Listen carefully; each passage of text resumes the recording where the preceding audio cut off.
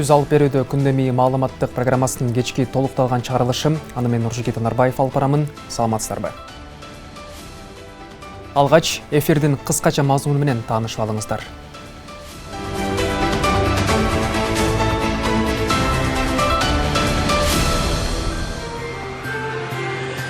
Жалкасынан жаткан жеринен пара алып, транспорт министрлигинин 13 кызматкери кармалды. Нокен районунда жаран айдоочулардын урут окмогуна кабылган. Жабырлануучу шектүүлөрдүн эмес, дарыгерлердин үстүнөн даттанды. Баткен районундагы кыштуу айылына элдик ашар жолу менен кошумча көпүрө салынууда.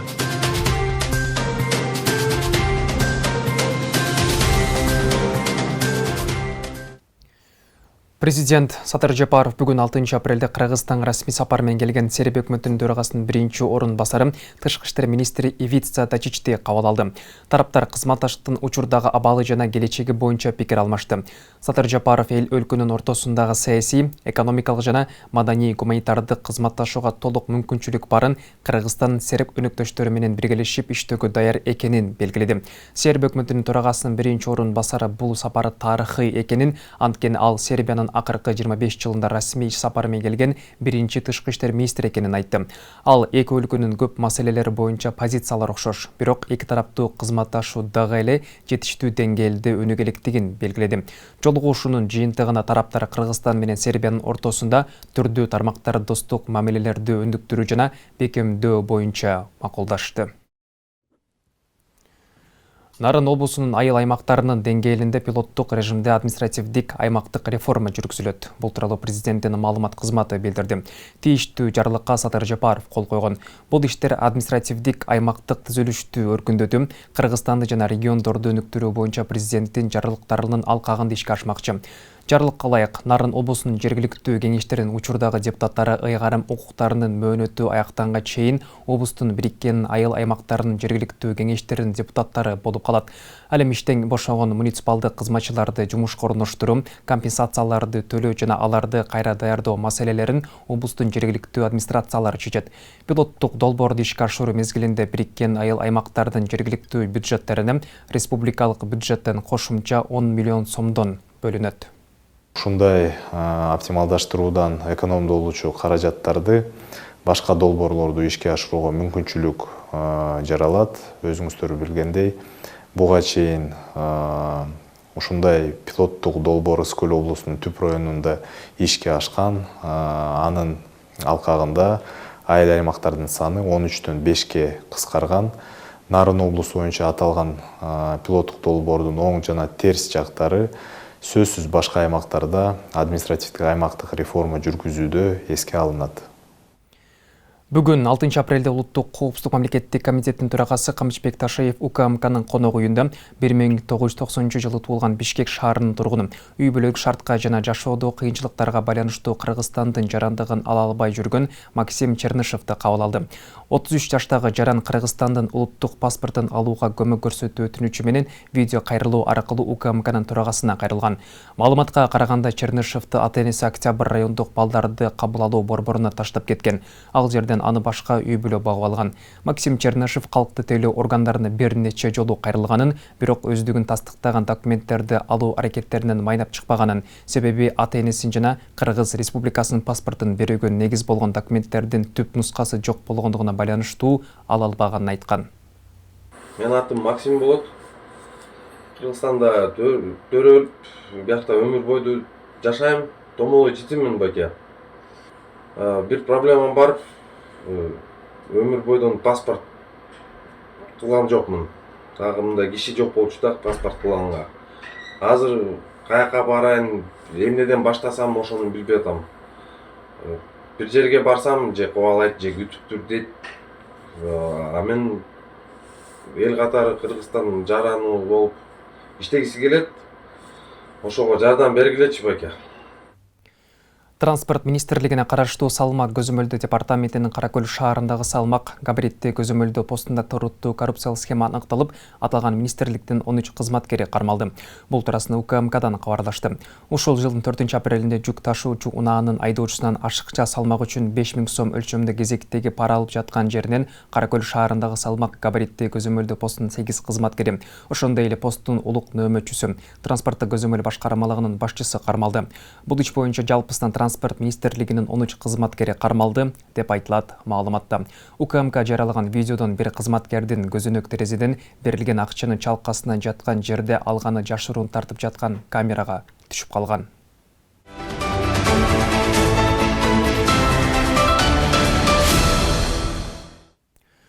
Жалал-Абадда айдоочулардын ур токмогуна кабылган жаран дарыгерлердин ишине нааразы. Окуядан кийин ал Кочкорто шаарындагы ооруканага жаткырылган.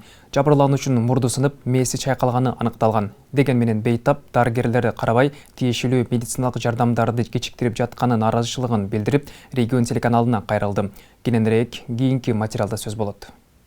Нокендеги маданият постунда айдоочулардан ур токмок жеген Ынтымак Кушпак уулу Кочкорто шаардык ооруканасынын дарыгерлерине нааразы. Ал 31 март күнү ооруканага жаткырылып, мээси чайкалып, мурду сынгандыгы аныкталган. Деген менен дарыгерлер ага жетиштүү көңүл бурбай жатканын айтып, даттанды.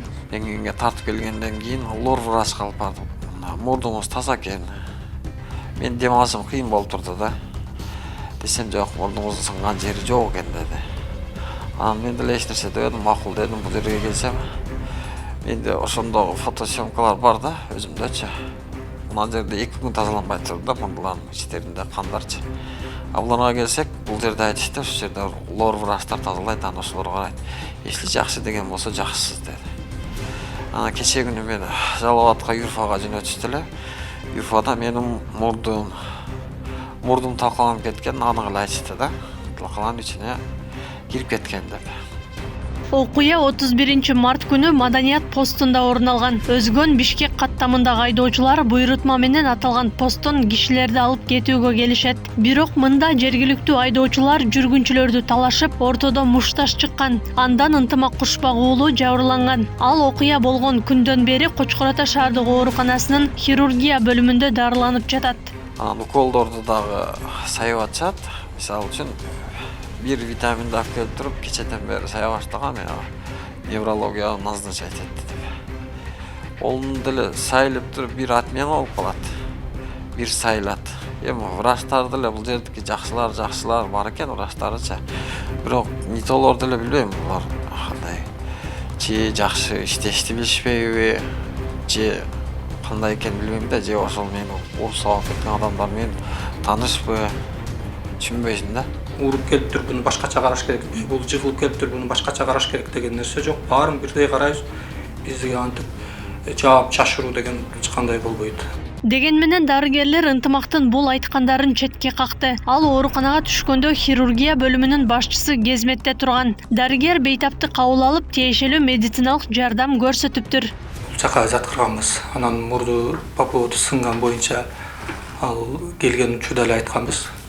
2-3 күндөн кийин дегени бул туура ооба 2-3 күндөн кийин болот, потому что мурдун сынган учурда канайт. Аны сразу примит этип түзөгөнгө болбойт.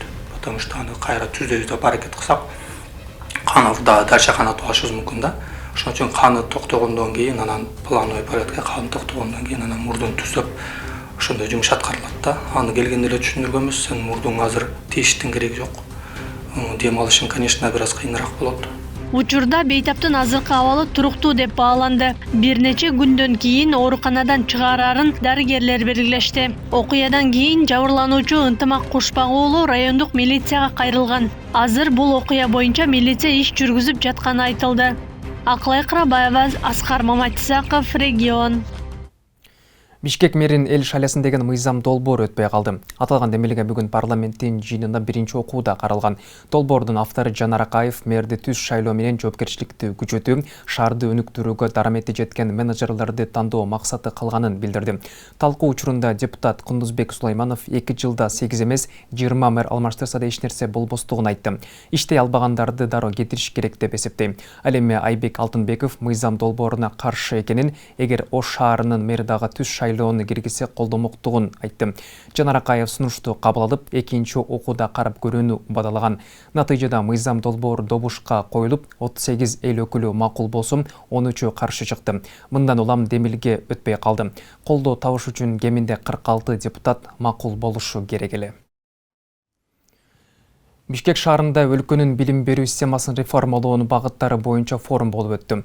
Иш-чарага министрлер кабинетинин төрагасы Акылбек Жапаров, билим берүү жана илим министри Каныбек Иманалиев, министрликтин өкүлдөрү, жогорку окуу жайлардын ректорлору жана өнүктүрүү боюнча өнөктөштөрү катышты. Анда министрлер кабинетинин төрагасы Акылбек Жапаров Кыргыз Республикасынын билим берүү системасын реформалоонун негизги багыттары аталышында презентация жасады. Кесипкөйлүк сапатыга өтө чоң концентрация кылсак эгер, биз мектептин билим сапаты өтө төмөн түшүп кетиши мүмкүн. Өлкөдөгү билим берүү тармагын реформалоо заман талап экени бүгүнкү форумда белгиленди. Жаштардын билими алар тарбия алып жаткан үй-бүлө, мектеп жана жогорку окуу жайына көз каранды. Андыктан заман талабына шайкеш келүүчү окуу программаларын түзүү, эскилерин колдонуудан чыгаруу керектигин министрлер кабинетинин төрагасы Акылбек Жапаров белгиледи. 12 жыл мектепте окуп бүткөндө бала бир көндөмгө ээ болуп чыгып, 110 балга жетпей калса дагы үй-бүлөсүн багып, турмуштун агымына кирип кеткендей болушу керек. Китептер, программалар сапатсыз, балага кызыксыз, башкысы натыйжа жакшы болбой жатат. Мындан ары андай болбош керек.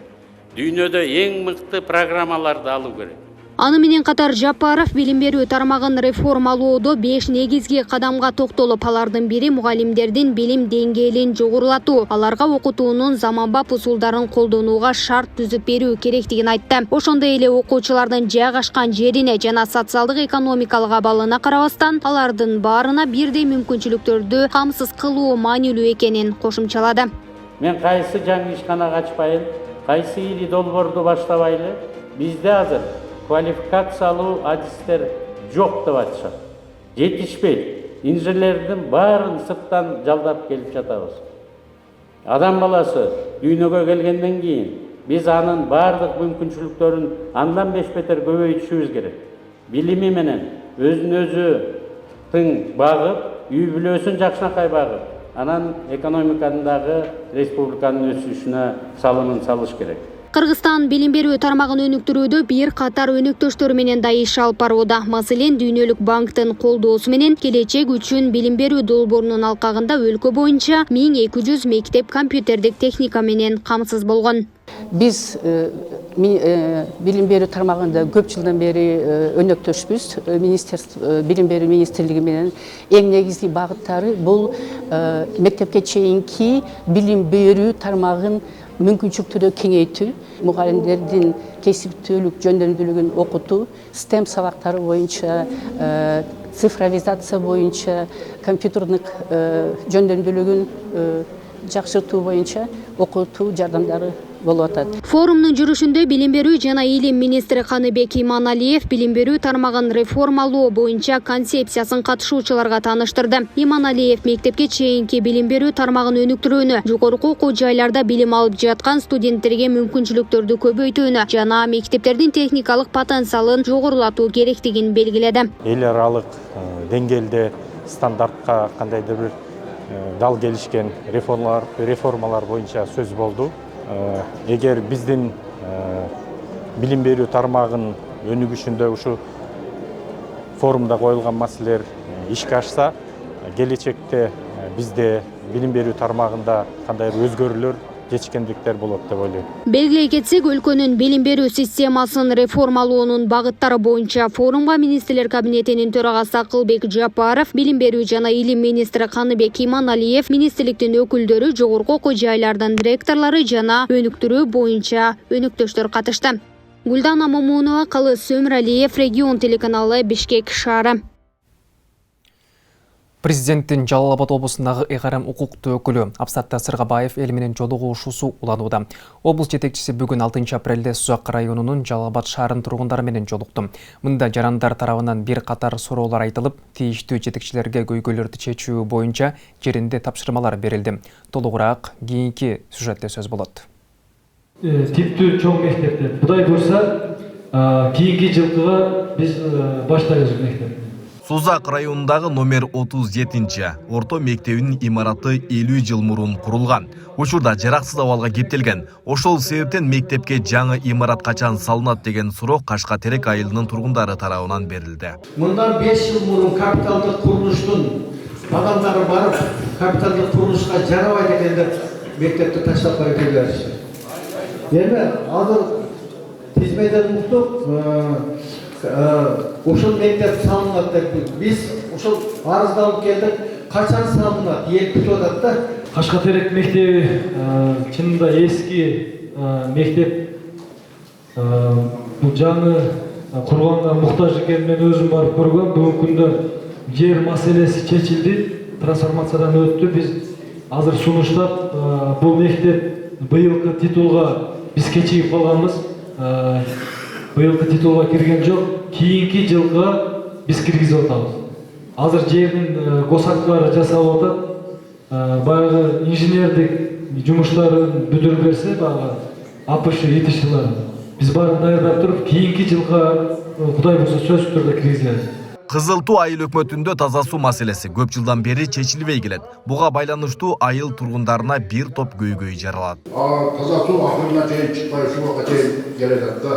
Эл аябай кыйналып атат. Мына жер көчкүдөн келишкен, суу жок, үйлөрүн куралышпай, эч кандай бир муктаждыктар чечилбей келет да. Мектеп бар, фак бар ошол жерде.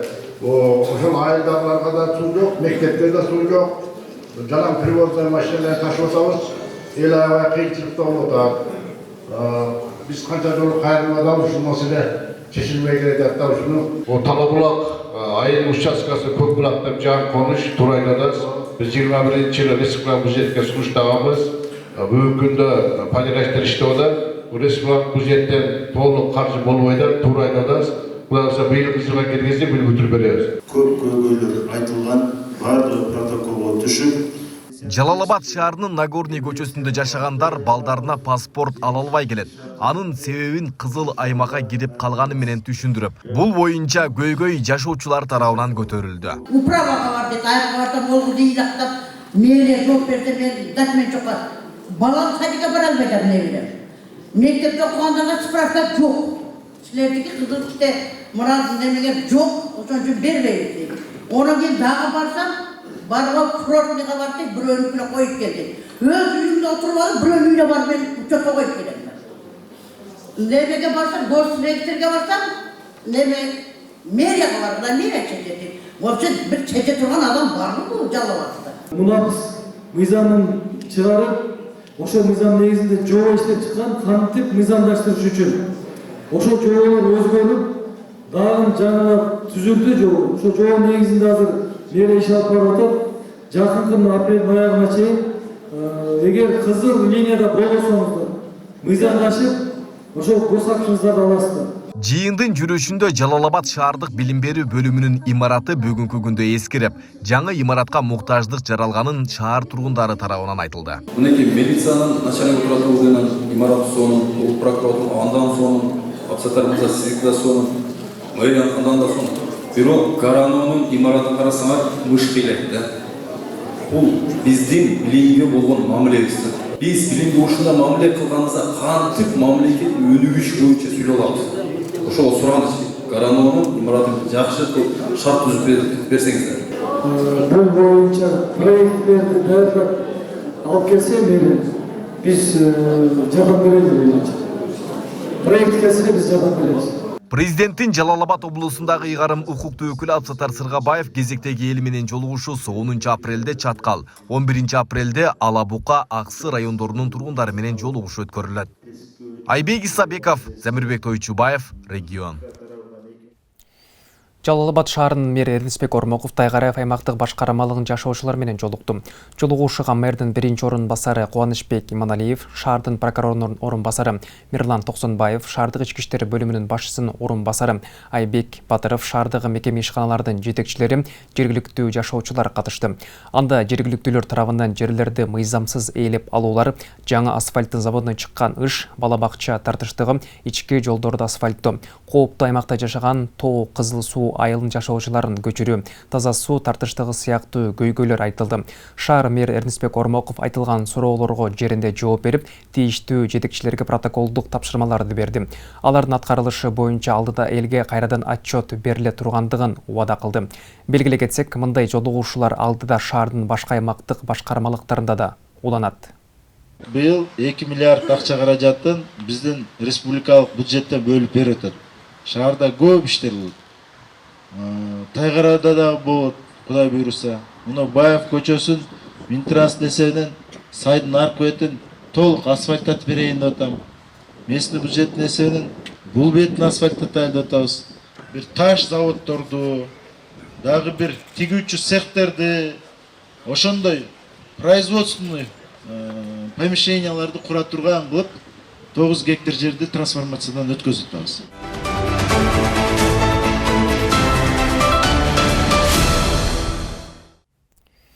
Баткен районунда Кыштут айылына элтик ашар жолу менен кошумча көпүрө салынууда. Айылды тең экке бөлүп турган дарыяда буга чейин жалгыз гана көпүрө болгондуктан айрым учурда каттам үзгүлтүккө учурап калган. Элеттик жаштардын демилгеси менен ар бир кожолук акча жыйнап, сметалык баасы $1 миллион сомдук курулуш башталды. Аймактык кабарчыбыз Нургазы Жайнаков жапатырмак башталган иштин ыргагына күбө болуп келген. Кыштут айылынын тургуну 60 жаштагы Жаркынали Мединов район борборуна баруу үчүн 3 чакырым алыстагы көпүрөдөн өтүп, дарыянын аркы бетинен кайра келет. 6 чакырым жолду айыл ичинде эле басуу каргасыз. Бул көйгөйдөн арылуу үчүн элеттиктер ашар жолу менен кошумча көпүрө салууга киришти. Бул үчүн 200дөй кожолук $1 миллион сом жыйнашы керек. Biz her bir kocalıq 10 mindən ciydik. Yel 1000 somdan 2000 3000'den beri otatlar. Dağılısı çok çoğaltıp başladık ama dağılısı bitirip şunu hiç olsa cengil maaşını tatılan köprüyaklarıyla otarızak yok. Ayarlı yani halinde baldar bütün Allah'a şükür migrant ol işte bir şallar da aslında. Yani yengin tüyüm muhalıker var kişine Allah'a şükür. Mamlaketga hech kimga qayrilak biz hali yordam so'rab. Endi borsak bekarli vaqtimiz ketadi. O kontor bu kontorga borib bekarli kunimizni o'tkazmay o'zimizning kuchimiz bilan salaveraylik dedik. Biri 1000 so'm beradi, biri 2000 beradi, biri 5000, biri 10000, biri 50000 berem degan balдар var sponsorlar. 100.000 berem degan balдар var. Talada oyoq buyoqda ishlab yurgan baldarimiz bor endi, qo'lda bor balдар бар. Rossiyadan Ekaterinburgdan beri jiyoz o'tadi, xudo xolasa bordigi. Жаратылыш кырсыктары катталганда айылдын тең жарымы каттамсыз калган учурларда болуп келген. Мындан улам 30 жылдай убакыттан бери жөө жүргүнчүлөр өтүүчү эски көпүрөнү жеңил унаа өткөдөй кылып куруп жатышат. Айылды тең экиге бөлүп турган дарыяга салынып жаткан көпүрөнүн ар тараптуу мааниси чоң дейт айыл башчысы. Көпүрөктүн өтө керектүү нерсе жери бул биздин айылдын баягы мына Кыргызстанда альтернатив жол салып аткандай эле альтернатив жолубуз да. Чоң дарыябыз бар. Kirgen vaqtda 5-6 kubka su koyup ketет дагы. Мына көпүрөктөрүбүздү алып кеткен учурлар көп болгон. Ошол учурда мына айыл вообще цивилизация менен мына эми менен катнаш жок болуп калат. Ошондой убакта өтө зарыл көпүрөк. Дарыяны бөлүп турган чоң дарыя бар, айылды бөлүп турган. Эки бөлүнгөн айыл. Ончо-мунча каттуу суу киргенде токтоп калат. Ошондо муну пайдаланабыз деп пияда көпүрө сап койгонбуз. Эми шуну кичине жок дегенде жеңил машина өтсүн деп көпүрө салдык. Буякта Кыштуттун бар ишенген 18 гектар жери бар. Шуга эл каттап турат. Көпүрөнүн кубаттуулугу 5 тоннадан ашуун салмакты көтөрө алгыдай салынууда. Атайын адистерге кайрылып, тиешелүү курулуш нормаларын түздүрүүдө учурда чоң каражат тургандыктан элеттиктер өз алдынча эле кеңешип куруп жатышыптыр. Кандай болбосун эски көпүрөгө салыштырмалуу сапаты талаптагыдай болот дешет. Мурда мындан начарда турганда, анан жоопкерчилик şu эл өзүбүз эле мойнубузга калдык. 30 жыл турду. Наркы бир 30 жыл турду. Ого караганда şu ондогон эсе сапаттуу болот да. Мына кадимкидей эмеге жооп бергидей өзүбүз балдар Россияда иштеп келген балдар арматураларды кадимкидей мындай байлап өзүңүздөр күбө болуп турасыздар. Бетонду кадимкидей куюп бул енді мамлекеттик стандартка жеткизе албасак дагы биздин көңүлүбүз мурдага караганда ток болот да. Кыштут айылы район борборунан 50 чакырымдай алыста жайгашкандыктан жергиликтүүлөр өкмөттөн көмөк күтпөй эле элеттеги айрым иштерди аткарып келишет. тоолуу айыл болгондуктан союз мезгилинен бери эле мамлекеттен жарытылуу көңүл да бурулган эмес. Акыркы жылдары гана өкмөт тарабынан социалдык объектилер курулуп, көчөлөрү жарыктандырылган. Нургазы Жайнаков, Регион телеканалы, Баткен облусу. Кыргыз Республикасынын эл артисти, көрүнүктүү операчысы Сталбек Алмазбековдун негизгилсиз дүйнөдөн кайткандыгына байланыштуу президент Садыр Жапаровдун жана мамлекеттик ишмерлердин атынан некролог жарыяланды. Аны мамлекет башчынын маалымат кызматы таратты. Таланттуу ырчы 2023 жылдын 5 апрелде 70 жаш курагында дүйнө салган. Сталбек Алмазбеков 1953 жылы 15 сентябрда Кыргыз Республикасынын Нарын облусунун Жумгалы районунун Көк Ой айылында туулган. Чаек орто мектебин аяктагандан кийин советтик армиянын катарында кызмат өтөгөндөн кийин Мураталы Күрүнкеев атындагы музыкалык хореографиялык окуу жайда окуган. 1979-1983 жылдары Курмангазы атындагы Алматы мамлекеттик консерваториясында музыкалык билим алып, ушул убакка чейин Абдулла Малдыбаев атындагы Ленин ордендүү Кыргыз улуттук академиялык опера жана балет театрынын опера солисти, сахнанын алдыңкы чебери болуп иштеген. Кыргыз Республикасынын эл артисти Сталбек Алмазбековдун демилгеси менен Малдыбаев атындагы Кыргыз улуттук академиялык опера жана балет театрында 2002 жылы дебют жаш ырчылардын чыгармачылык лабораториясы түзүлүп, анда коомдук башталышта анын жетекчилиги астында бир катар жаш ырчылар даярдалган. Анын өмүрү жана чыгармачылыгы элге жана мекенге адал кызмат өтөгөн ак эмгектин үлгүсү. Кыргызстандын татыктуу уулу жана эң мыкты инсаны Сталбек Алмазбековдун жаркын элеси элибиздин эсине төбөлүк сакталат. Маркумдун үй бүлөсүнө жана жакындарына терең кайгыруу менен көңүл айтып, аза кайгысын тең бөлүшөбүз. 3 күн 7-8-9 апрелде Кыргызстандын аймагында туруксуз аба ырайы күтүлөт. Бул тууралуу өзгөчө кырдаалдар министрлигинен билдиришти.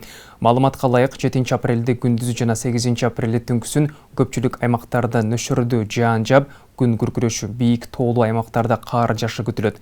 Жалал Абад облусунун айрым жерлеринде жаан чачын катуу жаашы күтүлөт. 9 апрелде көпчүлүк аймактарда мезгили менен жаан жаап, күн күркүрөшү, бийик тоолуу райондордо кар жаашы күтүлөт.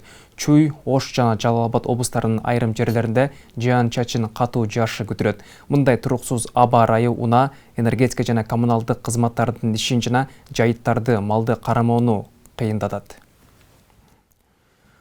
Регион телеканалынын күндөмий маалыматтык программасын социалдык тармактардан күзөтүп барыңыздар. Ал үчүн Регион телеканалынын Facebook, Telegram жана YouTube каналдарына катталып, акыркы жаңылыктардан кабардар болуп туруңуздар. Ошондой эле Одноклассники, ВКонтакте социалдык баракчасынан да көрсөңүздөр болот. Назарыңыздарда күндөмий маалыматтык программасынын кечки толукталган чыгарылышы болду. Аны мен Нуржигит Нарбаев алып бардым. Түз эфирден көрүшкөнчө сак саламатта туруңуздар.